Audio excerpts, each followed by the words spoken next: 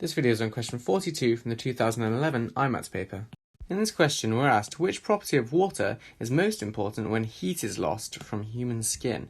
And we're given the options of dipole properties, so salts can dissolve in sweat, high specific heat capacity, latent heat of vaporization, boiling point of water, and the water density is greatest at 4 degrees C. So right, what are we looking for? We're looking for the property which is most important when heat is lost from human skin. So how is heat lost from human skin? It's lost via sweating, and this involves the evaporation of water.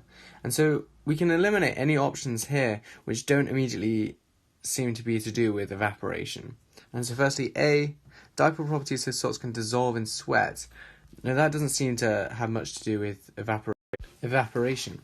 And what this actually is the water molecules orienting themselves around the salt ions in such a way which allows the salt ions to be surrounded by charges opposite to that which the salt ion itself has. For example, the delta negative oxygen atoms may orientate themselves towards a positively charged Na plus ion, say, to allow that Na plus ion from the salts to dissolve. Next we have high specific heat capacity. So what is specific heat capacity?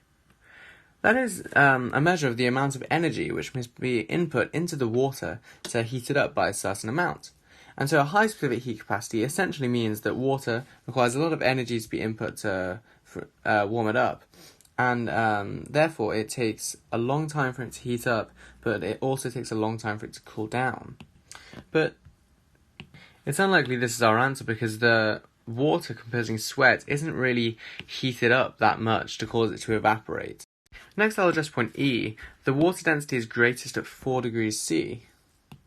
Now this seems like a bit of a random point really, because we're not really sure how the water density would impact sweat evaporating. And anyway, the sweat wouldn't be evaporating at a temperature anywhere near 4 degrees C.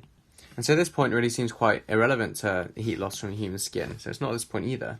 So now we've narrowed it down to point C and point D. So I'll first address point D, the boiling point of water, which we know is 100 degrees C. But does sweat evaporate at 100 degrees C? No, it doesn't. That would be scalding if water was evaporating from your skin at 100 degrees C. 100 degrees C.